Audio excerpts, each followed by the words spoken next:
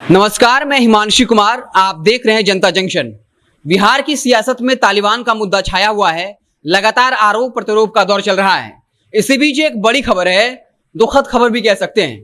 BJP के प्रदेश अध्यक्ष संजय जायसवाल इस वक्त पटना एम्स में भर्ती हैं और बाकायदा अपने आधिकारिक फेसबुक अकाउंट से लाइव होकर इस बात की जानकारी दी कि उनकी तबियत खराब है और वो इस वक्त पटना एम्स में भर्ती हैं और अगले 7 दिनों तक वो भर्ती रहेंगे और वो चाहकर भी किसी से नहीं मिल सकते हैं। आपको बता दें कि उनको एक दुर्लभ बीमारी है जिसके बारे में जानकर आपकी रूह भी कांप जाएगी। उन्होंने बाकायदा जिस बीमारी का जिक्र किया है उसका नाम है स्टीवन्स जॉनसन सिंड्रोम। चूंकि इस इन्फेक्शन की खोज इन दो वैज्ञानिकों ने मिलकर की थी, स्टीवन और जॉनसन, जिसके बाद इस इन्फेक्शन का नाम, इस सिंड्रोम का नाम स्टीवन जॉनसन सिंड्रोम हो गया। आखिर ये इतना घातक क्यों है, हम इसके बारे में बात करेंगे, लेकिन उससे पहले ये बता दें कि बाकायदा संजय जायसवाल ने कहा कि 25 अगस्त को मुझे बुखार होने का आभास हुआ। उस वक्त मैं कोलकाता में मौजूद था, लेकिन चूंकि मैं जल संसाधन समिति का अध्यक्ष था इसलिए काम निपटा कर मुझे आना पड़ा। बाकायदा वो कोलकाता गुवाहाटी गए थे, उसके बाद वो पटना आए हैं, जिसके बाद वो इस वक्त पटना एम्स में भर्ती हैं। अब बताते हैं कि स्टीवन जॉनसन सिंड्रोम होता क्या है।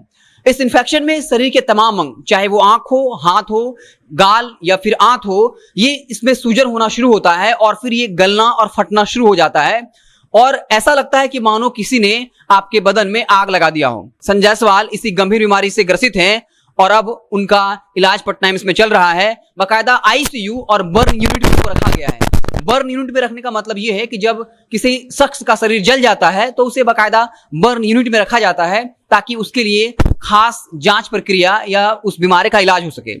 आपको बता दें कि इन्फेक्शन कब कब हो सकता है। 2 परिस्थितियों में, या तो आप कोई दवाई खा रहे हैं और उस दवाई से इन्फेक्शन हुआ हो, या फिर आप कोई दवाई खा रहे हो और आपने वो दवाई खाना छोड़ दिया हो, उसके वजह से भी आपको इन्फेक्शन हो सकता है। वो कौन कौन सी बीमारी हैं जिसकी दवाई अगर आप खा रहे हैं तो उससे इन्फेक्शन हो सकता है, जिसमें गाउट का अगर आपको बीमारी है और उसकी दवाई अगर आप खा रहे हैं, मानसिक रोगी हैं, मिर्गी की बीमारी है और उसको छुड़ाने के लिए दवाई कोई उपयोग करता है, उस दवाई से इन्फेक्शन हो सकता है। साथ ही साथ पेन किलर का इस्तेमाल सामान्यतः लोग करते हैं और उस पेन किलर दवाई खाने से भी इस तरह का इन्फेक्शन हो सकता है। इसके अलावा इन्फेक्शन को रोकने वाली तमाम दवाएं जो आप खाते हैं उससे इस तरह के इन्फेक्शन हो सकता है, जिसे स्टीवन्स जॉनसन सिंड्रोम कहते हैं, जिसमें पूरे बदन में जलन होता है और बाकायदा जो अंग है उसमें सूजन होने के बाद वो फटने लग जाता है, गलने लग जाता है और आते भी गलनी शुरू हो जाती है। ये काफी घातक बीमारी है, जानलेवा बीमारी है। बाकायदा पटना एम्स का पूरा डॉक्टरी अमला जो है अब इसको लेकर सावधान हो गया है। ये काफी गंभीर बीमारी है, घातक बीमारी है और वो अब संजय जायसवाल की देखरेख में लग गया है। बाकायदा उनको आईसीयू और बर्न यूनिट में रखा गया है, जहां पर काफी गंभीरता पूर्वक उनका इलाज किया जा रहा है। हम भी ये दुआ करेंगे कि वो जल्द से जल्द ठीक होकर आए। लेकिन इसी बीच बता दें कि संजय जायसवाल लगातार पॉलिटिकली एक्टिव थे और अपने तमाम बयानों से विपक्षी पार्टियों के नेताओं को घेरते रहते थे। संजय जायसवाल जब तक अस्पताल में भर्ती रहेंगे तो कहीं ना कहीं ये बीजेपी के लिए एक बड़ी दुखद खबर है, क्योंकि संजय जायसवाल बीजेपी के बड़े कद्दावर नेता हैं और रणनीति बनाने में वो माहिर माने जाते हैं।